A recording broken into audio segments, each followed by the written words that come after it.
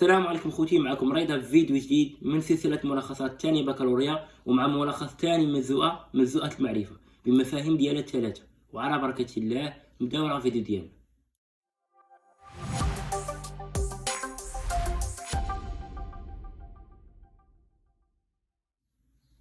مزوءة المعرفة هي مزوءة العمليات الذهنية التي بواسطتها يدرك العقل موضوعا ما بهدف فهمه وتفسيره. مفهوم النظرية والتجربة، نتعرفوا على مفهوم النظرية، هي مجموع أطروحات والقوانين التي تؤسس نسقا متكاملا لفهم وتفسير الظواهر. مفهوم التجربة هي المعارف والخبرات التي يكونها الإنسان في علاقته مع الواقع. دابا غادي نشوفوا أول محور اللي هو محور التجربة والتجريب. نتعرفوا على مفهوم التجريب اللي هي التجارب التي تحدث داخل المختبر. كلود بيرنار يركز على دور التجربة والملاحظة لبناء المعرفة العلمية مع الالتزام بخطوات منهج تجريبي. خطوات المنهج التجريبي اللي هي الملاحظة والفرضية والتجربة والتفسير. عندنا في المقابل ديالو روني توم، اللي اشنو قال لنا روني توم؟ قال لنا يمكن بناء منهج تجريبي بالتجربة العلمية وكذلك التجربة الدينية اللي هي الخيال. ثاني محور العقلانية العلمية. العقلانية العلمية هي معرفة ونظم عالم الأشياء داخل علاقات منطقية ورياضية. عندنا ألبرت أينشتاين اش كيقول لنا؟ كيقول لنا أن العقل مصدر المعرفة العلمية، وذلك لأنه ينتج مبادئ وأفكار، وتبقى التجربة بمثابة أداة مساعدة لإثبات صدق النظرية. يعني ألبرت أينشتاين كيقول لنا أن العقل هو مصدر المعرفة العلمية، وأن التجربة غير أداة مساعدة. عندنا في المقابل ديالو غاستون باشلار. غاستون باشلار يرفض اعتبار الواقع والعقل مصادر وحيدة لبناء النظرية العلمية.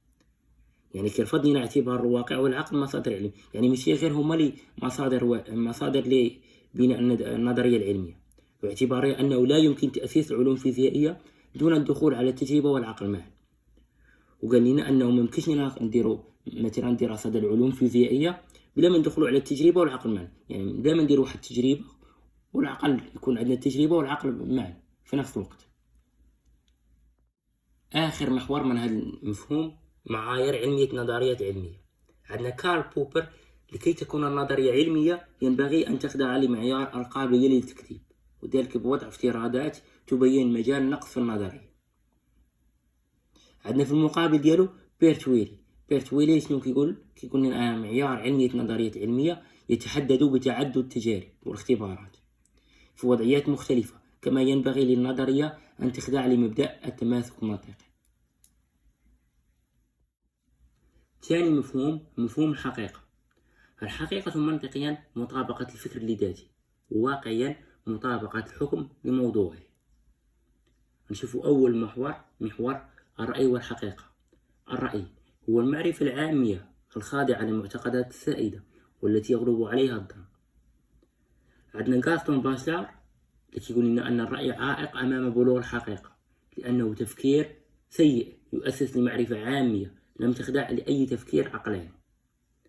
عندنا في المقابل ديالو ليبينز اللي كيقول لنا أن الرأي قابل للاحتمال، يمكن أن يصبح حقيقة وليس دائما خاطئا كما اعتقد باشلار. معايير الحقيقة. المعيار هو المقياس الذي نستعمله لتمييز القضايا الصادقة عن الخاطئة. عندنا جون لوك: اتجاه تجريبي، يعني تابع اتجاه التجربة، يعني التجربة. معيار الحواس: كما نعرف أن الشيء لا يكون حقيقيا إلا إذا أثبتته الحواس، ومن هنا فالحقيقة في نظره هي مطابقة الفكر بالواقع. يعني جون لوك يقول لنا أن معيار الحقيقة هو الحواس. عندنا في المقابل ديالو ديكارت: اتجاه العقلاني، يعني العقل. معيار العقل، يعني شنو كيقول لنا ديكارت؟ كيقول لنا أن معيار الحقيقة هو العقل. الفكر هو المحدد الأساسي لما هو حقيقي ما دامت الحواس تخدعنا. يعني الفكر هو المحدد الأساسي لداكشي اللي حقيقي ما دامت الحواس بعض المرات كتخدعنا الحواس. ومن هنا تصبح الحقيقة في نظر ديكارت هي مطابقة الفكر لذاته. الحقيقة بوصفها قيمة. عندنا إيمانويل كانت كيقول لنا الحقيقة هي القيمة المنشودة لذاتها كحقيقة موضوعية نزيهة بعيدة عن المنفعة والمصلحة الخاصة. عندنا في المقابل ديالو ويليام جيمس اللي كيقول لنا أن الحقيقي هو ما يجلب للذات مصلحة وهنا تصبح قيمة الحقيقة قيمة نفعية. كما قال لنا جيمس الحقيقي هو الواقعي، هو المفيد. آخر مفهوم كاين غير على الشعب الأدبية، يعني الشعب العلمية ما عندهمش هذا المفهوم. مسألة العلمية في العلوم الإنسانية. العلمية هي معرفة تنظم عالم أشياء داخل علاقات منطقية وعلمية. العلوم الإنسانية هي العلوم التي تتخذ الإنسان موضوعا للدراسة. أول محور موضع الظاهرة الإنسانية. عندنا جون بياجي يواجه الباحث في العلوم الإنسانية مشكل تحديد منهج مناسب إلى جانب التخلص من الذاتية، مما ينتج صعوبة تحقيق موضوعية. في المقابل ديالو فرانسوا باسيان يؤكد على ضرورة الفصل بين الذات والموضوع والالتزام بالحياد، وذلك بتأمل الظواهر باعتبارها أشياء ويقتدي بالعلوم التجريبية. ثاني محور التفسير والفهم في العلوم الإنسانية. مفهوم التفسير هو كشف العلاقات الثابتة الموجودة بين حادثتين أو أكثر.